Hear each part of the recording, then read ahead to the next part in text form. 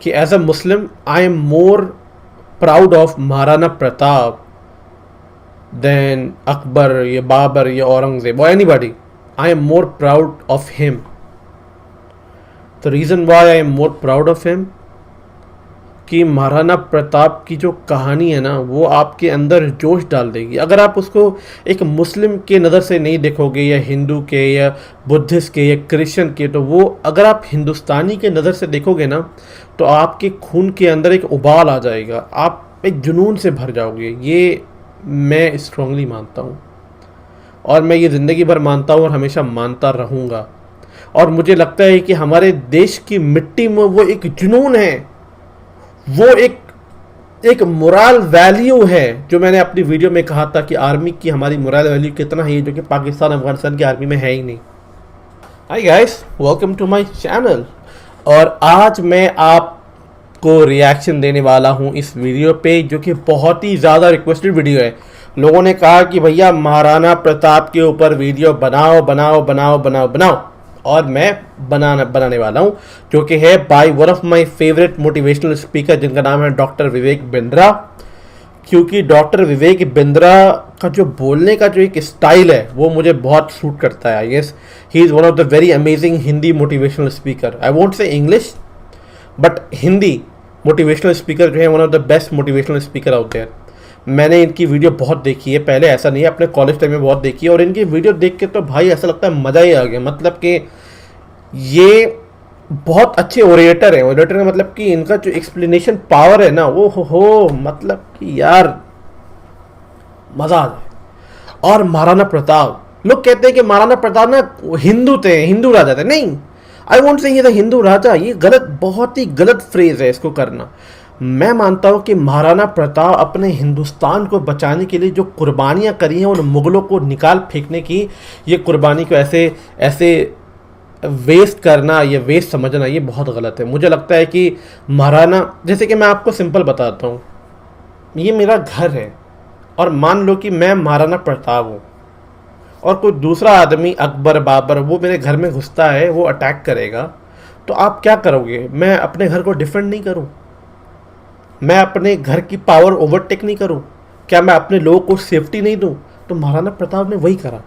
महाराणा प्रताप ने कोई मुस्लिम के अगेंस्ट नहीं थे, Maharana Pratap was against the Islamic invaders. आप समझ रहे हो ना? तो वो चाहते थे कि जो मेरे हिंदुस्तान की मिट्टी में घुसाया है उसको निकाल के फेंकना वहां से। समझ में आया कि नहीं? तो इस अकबर या औरंगजेब, इनके पावर में और मराठा पावरों में या अलग अलग राजस्थान के पावरों में, इनमें फ़र्क था। ये अपने होमलैंड को प्रोटेक्ट कर रहे थे, अपने लोगों को डिफेंड कर रहे थे। समझ रहे हो? हाँ। और ये जो इस्लामिक लीडर थे, ये अपना एक्सपेंशन करना चाहते थे ब्रुटैलिटी के साथ। तो ये दो फ़र्क चीज़ है। एक आपका घर लूटने आ रहा था जो कि इस्लामिक इन्वेडर्स थे या Mughal invaders, I can say that. और दूसरा जो था वो बेचारा अपना घर को प्रोटेक्ट कर रहा था, और उस बंदे ने ना, दूसरे बंदे ने बहुत कुर्बानियाँ दी हैं, बहुत कुर्बानियाँ। पृथ्वीराज चौहान, बाजीराव, और एक से एक, मतलब कि है ना, अभी मैंने मराठा सांबा जी के ऊपर वीडियो बनाई थी, क्या कहानी थी, जहाँ पे औरंगज़ेब कहता है कि तेरे जैसा मेरा एक ही बेटा हो जाता तो मैं पूरे इंडिया में वो टेक ओवर कर लेता। क्या मतलब, क्या बातें हैं। तो एक घर बचा रहा है और एक आपके घर को छीन रहा है, इससे फ़र्क है। ये बहुत ही छोटा सा डिफरेंस है, लोगों को क्यों समझ में नहीं आता। मुझे बड़ा अफसोस होता है कभी कभी, समझ रहे हो ना, कि I just feel so bad. मुझे ना कभी कभी बहुत अफसोस होता है कि लोग इतने छोटे डिफरेंस को समझना नहीं चाहते, कि जो इंसान अपना घर बचा रहा है उसकी हिस्ट्री नहीं है, उसकी बातें नहीं हैं। मैंने आपसे पहले भी कहा है कि मैं नहीं चाहता कि ये जितने हमारे बड़े बड़े वॉरियर रहे हैं, इनकी कुर्बानियाँ रही हैं, बलिदान रहा है, ये मैं इनकी ना फिल्में देखना चाहता हूँ, ना मैं इनकी सीरीज़ देखना चाहता हूँ। मैं इनको इंडिया के हिस्ट्री के बुक में देखना चाहता हूँ। क्योंकि देखो, फिल्में जो होती है ना वो आज आएगी कल लोग भूल जाएंगे, सीरीज़ होगी आज आएगी कल भूल जाएंगे, पर एक बार हिस्ट्री के बुक में आ गई ना तो आने वाली सदियाँ लोग पढ़ेंगी, सदियाँ, कई जनरेशन पढ़ेगी, पूरा इंडिया की लिनिएज उनके बारे में पढ़ेगी। इसीलिए मैं कहता हूँ मूवीज़ को सपोर्ट करना है करो, सीरीज़ को करना है करो, पर सबसे ज़्यादा सपोर्ट करो किसको, कि हमें ये हिस्ट्री बुक में चाहिए। मैं जानता हूँ काफ़ी मुस्लिम लोगों को बुरा लगेगा कि अरे ये क्या आ गया हिस्ट्री बुक में, पर ये सच्चाई है ना, आपको एक्सेप्ट करने में क्या बुराई है। और कौन सा अकबर आपका भतीजा था? अकबर आपका भतीजा तो नहीं था ना, ये औरंगजेब आपका चाचा तो नहीं था, तो फिर क्या था? ये बाबर आपका ताऊ था? नहीं था। तो वाई डू यू केयर? जब मुस्लिम लोग अपने आप को इनसे एसोसिएट कर लेते हैं ना, मुझे तो लगता है मेरा दिमाग फट जाता है, मेरे दिमाग का ब्रेन सेल डेड हो जाता है। मतलब why are you associating yourself with those people? ना वो यहाँ के थे, ना वो यहाँ पैदा हुए, और अगर पैदा भी हुए तो क्या लोगों पे ब्रूटैलिटी करी, तो वो हिंदुस्तानी नहीं हो गए। इस्लामिक या मुगल इन्वेडर्स बाहर से आए थे, बाहर के थे, और उनको इंडिया का कहीं मानना ही नहीं चाहिए। Anyway, let's go start the video. अगर वीडियो अच्छी लगी तो सब्सक्राइब करना, कमेंट करना, और मेरे चैनल को जाके वॉच करना। वीडियो अच्छी लगेगी, और अगर अच्छी ना लगे ना तो मुझे आके बताना। मतलब मैं तो कुछ नहीं करूँगा, एक अच्छी वीडियो डालने की कोशिश करूँगा, ठीक है। चलो फिर स्टार्ट करते हैं। 3, 2, 1 गो।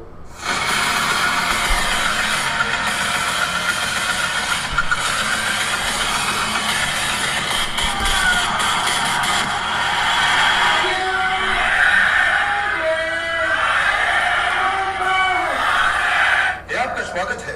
मैं विवेक बिंद्रा, मोटिवेशन स्पीकर और बिजनेस ट्रेनर। आज की चर्चा महाराणा प्रताप पे। कमेंट बॉक्स में बहुत आपने रिक्वेस्ट किया था, कौन है महाराणा प्रताप?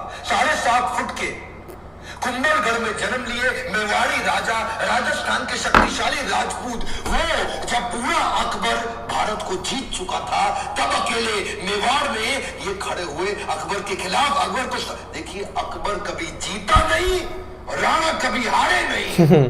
कौन थे महाराणा प्रताप? जब हल्दी घाटी का युद्ध हुआ था, 80,000 की सेना थी अकबर की, 15,000 की सेना थी महाराणा प्रताप की। ध्यान दीजिएगा, वो 80,000, ये 15,000। राणा बोलते थे एक आदमी 5 को खत्म करेगा। ध्यान दीजिए, अकबर की सेना में दम था। कम ऑन, अकबर की सेना में दम था, राणा के सीने में दम था।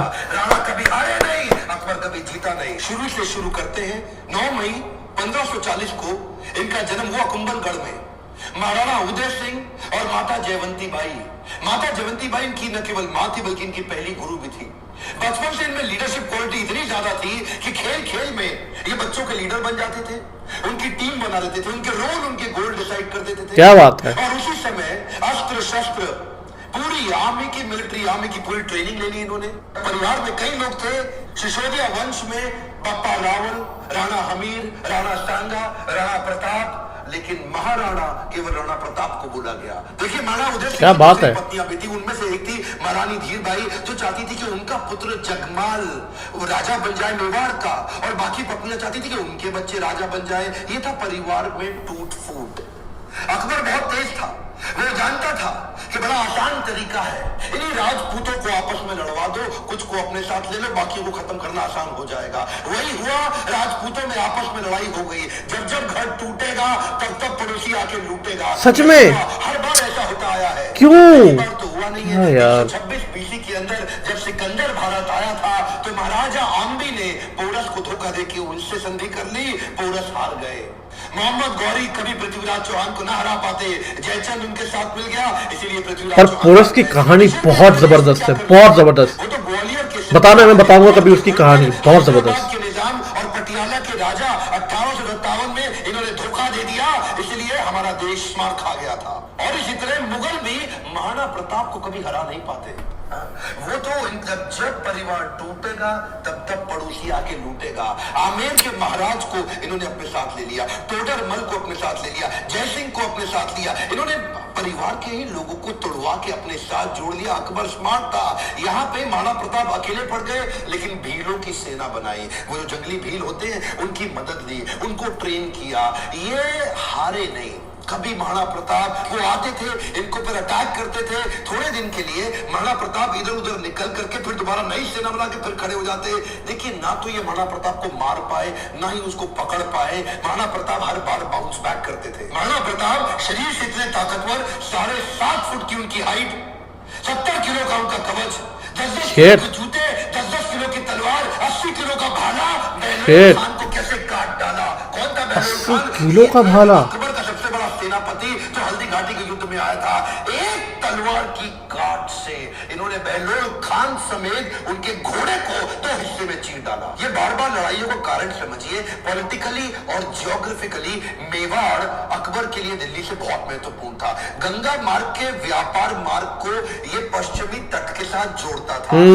ये सच बात है, वो सी पोर्ट को जोड़ता था, सी पोर्ट को। इंपोर्ट करना है, कुछ भी एक्सपोर्ट करना तो है, वो सी पोर्ट को चाहता था से भारत के, तो अकबर को मेवाड़ पार करना पड़ा। हाँ। मेवाड़ ऐसी किरकिरी बन गया और ये मेवाड़ को जीत नहीं पा रहे, क्योंकि वहां पूरा भारत तो मान जाता था और वहां महाराणा प्रताप अकड़ के खड़े थे। क्या है, एक्चुअली अकबर बहुत बड़ा था और महाराणा प्रताप सेना के मामले में बहुत छोटे थे, लेकिन महाराणा प्रताप का वैराग्य जबरदस्त था। ये बाकी राजाओं की तरह भोग विलास, इंद्रिय तृप्ति इसमें नहीं थे। ये बोले कि मैं अपनी सेना के बीच में रहूंगा। ये भीलों के बीच में जाके रहने लगे, जंगल में रहते थे, उबली सब्जी, कच्चा खाना खाना, जमीन पे सोना, पत्थर पे खाना, कोई बिस्तरा ना होना, सर पे छाता नहीं, पैरों में जूता नहीं, आम जीवन जीना उनके साथ। क्या बात है। जितने भील लोग वहां के हुआ करते थे, जंगली आदिवासी, वो उनके साथ जुड़ गए, वो तन मन धन से जुड़ गए। वो कहते थे अगर आप कहें अभी गर्दन कटवा देंगे। अकबर इसीलिए घबराता था। अकबर ने कई बार कई लोगों को भेजा, इन्होंने टोडरमल को भेजा, इन्होंने राजा मान सिंह को भेजा, इन्होंने और हिंदू राजाओं को भेजा कि तुम जाके इनको समझाओ। जलाल खान, कोरची, भगवान दास सब आए। एक्चुअली 8 बार प्रपोजल लेके आए। एक प्रपोजल तो महाराणा प्रताप को क्या दिया कि आधा हिंदुस्तान तुम्हारे नाम कर देंगे, बस मेवाड़ हमारे लिए छोड़ दो, हमारा आधिपत्य स्वीकार कर लो। महाराणा प्रताप क्या जवाब देते? वो तो महाराणा प्रताप है, मारो मेवाड़ी सरदार, मेवाड़ी सरदार थोड़ा अश्वार राणा, सुने तो जाए जिस पे दोधारी तलवार राणा, सुनता जाजो जी, मारो मेवाड़ी सरदार, नीले घोड़े रासदार।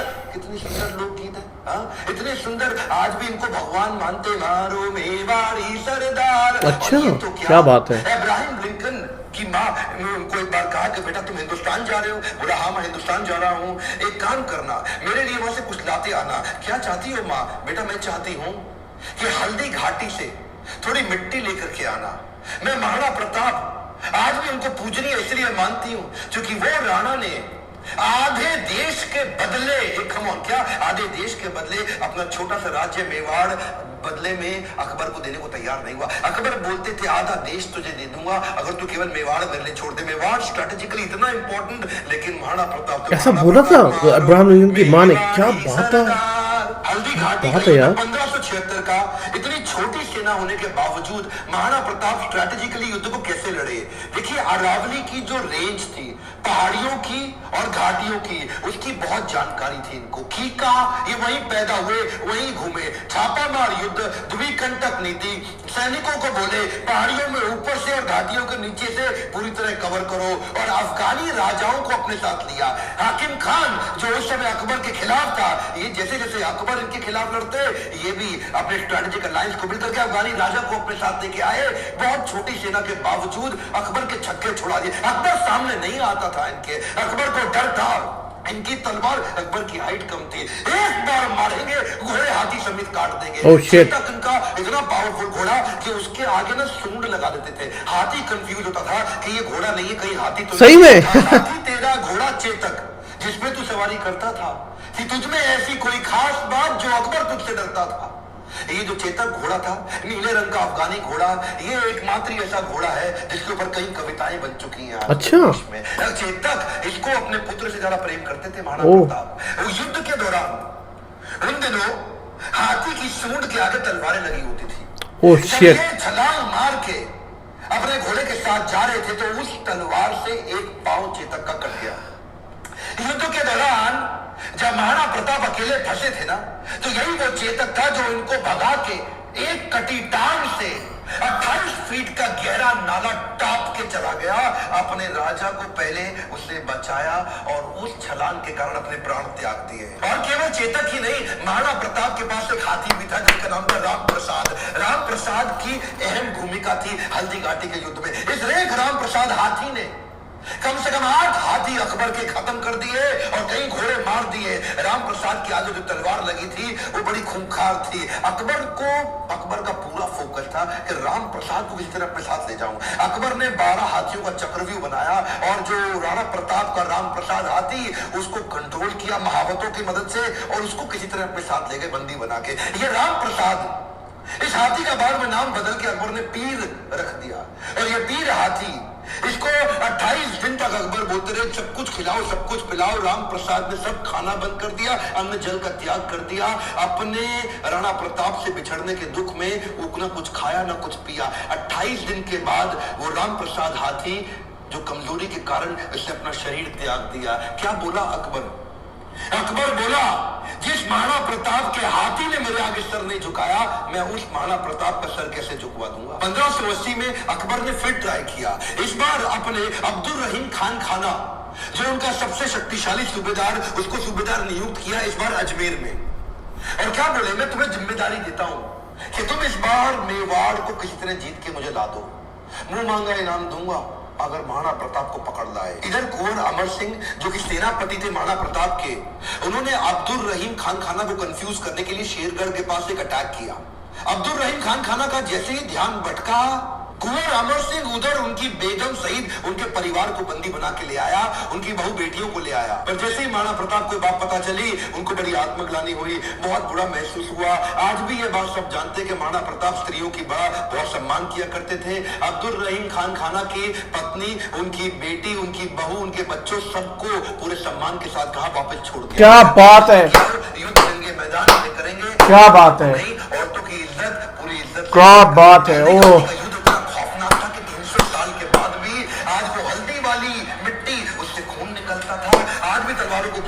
मिट्टी के नीचे से निकलते थे। इतना खौफ कि युद्ध के बाद भी सिक्का, करेंसी, मुद्रा अभी भी महाराणा प्रताप के नाम की चलती थी, अकबर के नाम की करेंसी तक नहीं चल पाई। अकबर इतना घबराता था उसके नाम से कि कहता था रात को सोने से पहले कोई महाराणा प्रताप का नाम मत लेना मेरे आगे। महाराणा प्रताप का नाम लोगे तो रात को सपने में आकर के मेरे को डराएगा। महाराणा प्रताप का खौफ इतना ज्यादा, एक बार की बात थी, एक अफवाह उड़ गई कि महाराणा प्रताप जो है ना वो अपनी हार स्वीकार कर रहे हैं और अकबर का आधिपत्य स्वीकार करने को वापस आ गए हैं। तो उन दिनों अकबर के राज्य के अंदर जो बीकानेर के राजा हुआ करते थे पृथ्वीराज राठौड़, इन्होंने राठौड़ को बुलाया। देखो पृथ्वीराज क्या खबर आई है, महाराणा प्रताप आने को तैयार है। अब उन्होंने हार स्वीकार कर लिया। पृथ्वीराज राठौड़ माने नहीं, उन्होंने चिट्ठी लिख दी। पृथ्वीराज राठौड़ ने तुरंत महाराणा प्रताप को एक पत्र लिखा और पत्र में लिखा कि मुझे विश्वास नहीं हो रहा ये बात सुन के कि क्या अब जंगल का शेर सियारों के साथ रहेगा, क्या सूर्य अब बादलों के पीछे छुप जाएगा, क्या चातक अब धरती का पानी पिएगा, क्या हाथी अब कुत्ते के जैसा जीवन बिताएगा, क्या तलवारें अब मैदान के अंदर चली जाएंगी, राजपूतानी अब विधवा हो जाएगी। क्या बात है। ये बात सुन के मेरा दिल कांप उठा है, मेरी मूछें तनी हुई नीचे चली गई है। कृपया आप ही बताएं ये बात कहां तक सही है। पृथ्वीराज राठौड़ का पत्र पढ़ते ही महाराणा प्रताप की आंखों में क्रोध से लाल हो उठी। महाराणा प्रताप कहने लगे बादलों में वो क्षमता कहां है जो सूर्य को रोक सके, शेर की मार सह सके, ऐसे सियार ने कभी जन्म नहीं लिया। धरती का पीने के लिए पानी चातक की चोंच बनी ही नहीं है और कुत्तों की तरह जीवन जीने वाले हाथी की बात आज तक हमने सुनी ही नहीं।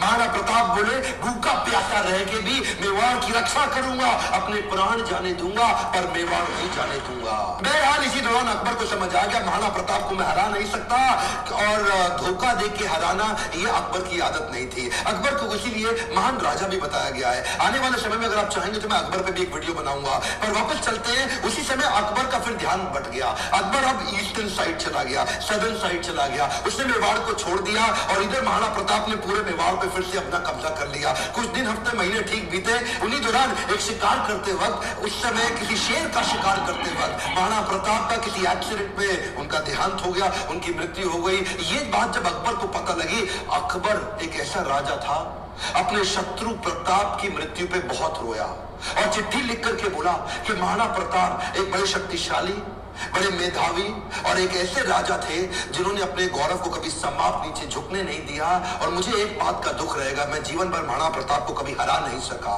ध्यान दीजिएगा, लेसन्स में लर्निंग बहुत सारी हो सकती है, पर महाराणा प्रताप को इतना संघर्ष इसीलिए करना पड़ा क्योंकि आपस में राजपूतों की कभी बनी नहीं। ध्यान दीजिएगा, जब जब घर टूटेगा आपका पड़ोसी आपको लूटेगा। सिंपल सी बात है साहब, जब जब भारत बटा है तब तब भारत टूटा है। वैसे तो अब इस समय इलेक्शन आने वाले जब भारत टूटता है तो सबसे ज्यादा फायदा पाकिस्तान लेता है।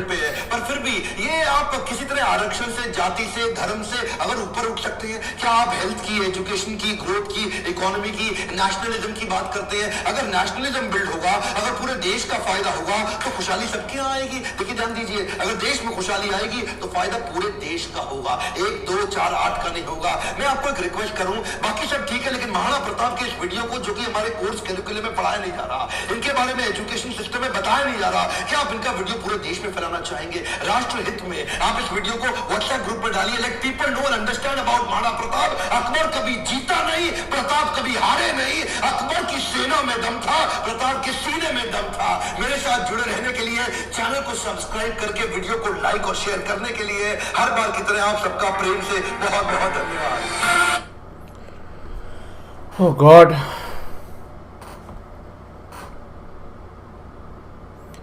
क्या वीडियो थी, मजा आ गया।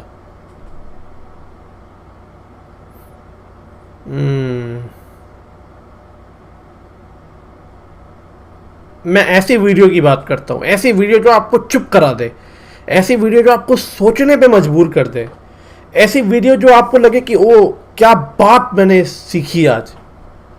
और आपने जो एक वीडियो देखी, जो मैंने आज रिएक्शन दिया था, अगर आपने देखा है तो वो भाई मेरा मूड ऑफ हो गया था। पर अच्छा कि ये वीडियो मैंने उसके बाद देखी है, तो क्योंकि मेरा मूड बहुत अच्छा हो गया। क्या वीडियो है यार ये, महाराणा प्रताप की कहानी। ओहो हो, क्या कहानी है।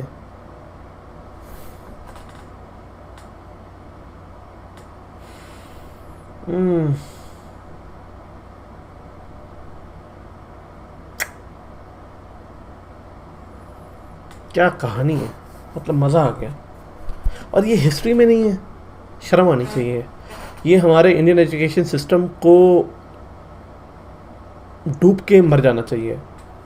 इतने बड़े राजा की कहानी नहीं है क्या यार, मतलब।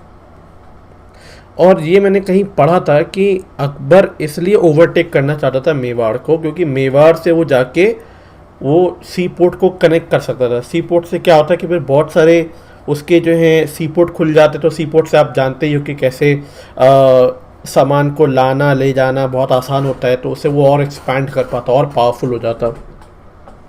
तो सी पोर्ट का एरिया लेना was one of the very important goal for Akbar at that time.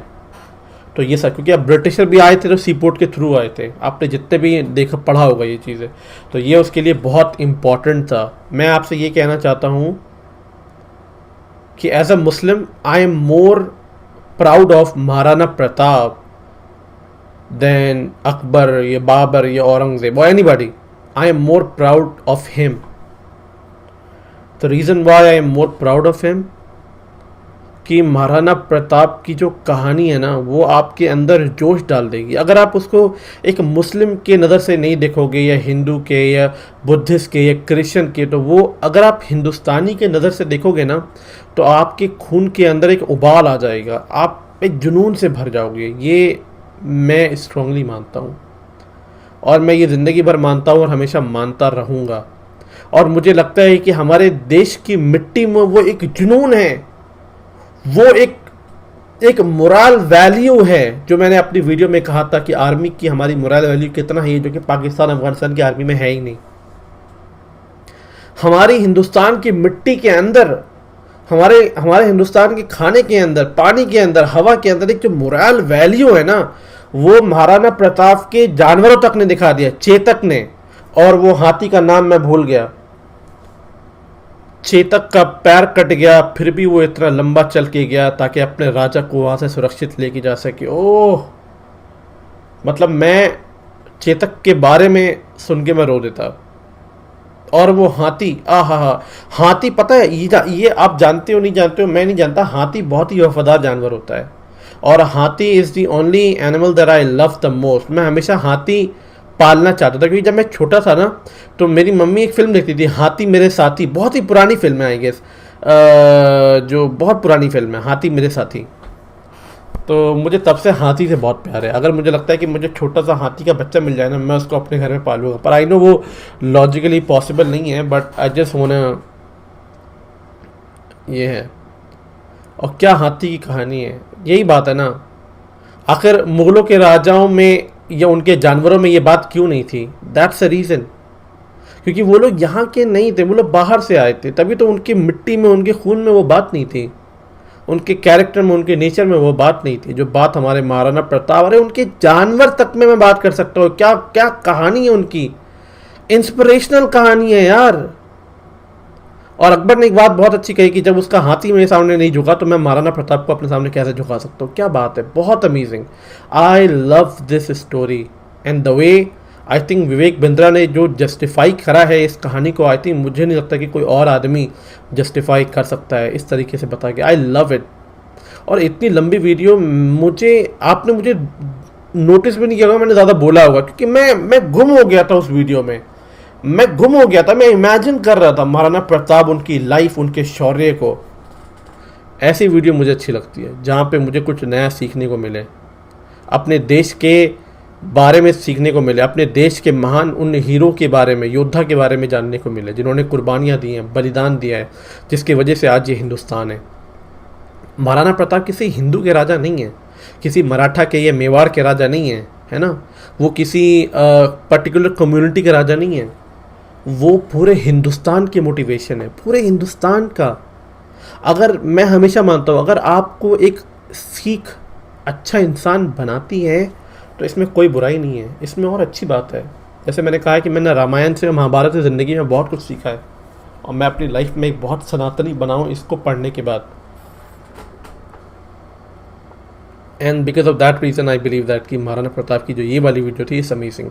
आपको अगर मेरा रिएक्शन अच्छा लगा तो कमेंट सेक्शन में जाके ज़रूर बताना। मुझे ये वीडियो देख के बहुत मज़ा आया, मैं लिटरली गुम हो गया था उस वीडियो में, मैं भूल गया था कि मैं रिएक्शन दे रहा हूँ, मुझे लगा मैं वीडियो देख रहा हूँ। मज़ा आ गया, अमेजिंग अमेजिंग अमेजिंग अमेजिंग। क्या बात है, क्या पाकिस्तानियों के पास कोई ऐसी कहानी है? मैं हमेशा अपनी वीडियो में पाकिस्तानी लोगों का जो है ना वो जोड़ ही देता हूँ यार। मतलब मैं सोचता हूँ कभी कभी कि हम इंडियन लोग की सभ्यता में, हमारे कल्चर में, हमारी हिस्ट्री में एक से एक महान लोग रह के जा चुके हैं। अहोम डायनेस्टी थी, चोला डायनेस्टी, चेरा डायनेस्टी, महाराणा प्रताप, पृथ्वीराज चौहान, है ना, एक से एक लोग गुजरे हैं यहाँ पे। और हम लोग मोटिवेट होते हैं इसको पढ़ के, है ना, हम इसको पढ़ के मोटिवेट होते हैं। हमको लगता है कि यार अगर हमारी मिट्टी से ऐसे लोग निकले, जहाँ पे अब्राहम लिंकन की माँ ऐसी बातें कर दी कि हल्दी घाटी का मिट्टी लेके आना, तो मैं सोचता हूँ कि ये पाकिस्तान लोग किस चीज़ को सुन के मोटिवेट होते होंगे, उनकी मतलब वो लोग किस बात को सुन के मोटिवेट होते होंगे, मुझे मतलब वो लोग क्या पढ़ के मोटिवेट होते होंगे यार। शिट यार, आई मीन वो लोग क्या पढ़ के मोटिवेट होते होंगे। मैं सोचता हूँ ये कभी कभी मुझे लगता है कि क्या पढ़ के मोटिवेट होते होंगे वो लोग, कि कैसे हारे थे वो लोग 1971 के वॉर में, जो खान सर ने बताया ब्रूटैलिटी, कि कैसे 93,000 आर्मी ने सरेंडर किया। शिट यार, आई मीन उनकी अगर हिस्ट्री पढ़ जाए तो उनका कोई रोल मॉडल ही नहीं है।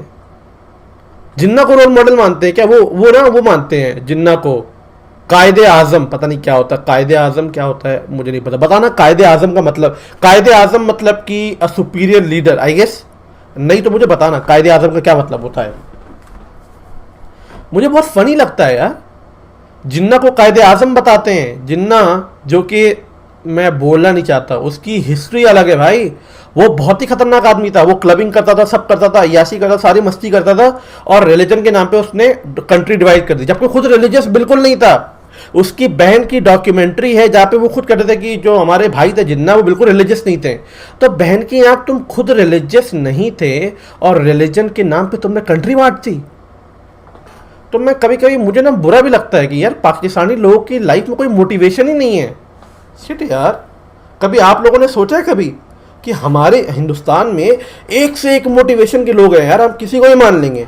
बिहार में मोटिवेशन है। अच्छा मैं आपको एक बात बताता हूँ, मेरी जो फैमिली है ना, मेरी जो दादा या परदादा की जो फैमिली है ना, वो हम लोग बिहार से बिलोंग करते हैं, और वो एक जगह से बिलोंग करते हैं, सीतामढ़ी। और सीतामढ़ी बेसिकली जहाँ पे माता सीता का जन्म हुआ है। तो हम लोग जो हैं, तो मैं जब कितनी बार अपने दोस्तों से बात करता हूँ ना, तो मैं उनसे कहता भी था कि अरे हम तो लड़की वालों की तरफ से हैं। लड़की वालों की तरफ से मतलब कि हम लोग माता सीता के फैमिली से बिलोंग करते हैं। तो मैं भाई, मैं अपने आप को हिंदुस्तानी मानता हूँ, सनातनी हिंदू मानता हूँ, और उसके साथ मैं अपने आप को एक प्राउड सीतामढ़ी या माता सीता की फैमिली से या उस मिट्टी से बिलोंग करता हूँ। तो मैं भगवान राम से तो क्लोज हूँ, पर मेरी जो पहचान है वो माता सीता से है, क्योंकि मैं उस सीतामढ़ी यानी कि उस मिट्टी से बिलोंग करता हूँ जहाँ पे माता सीता पैदा हुई हैं।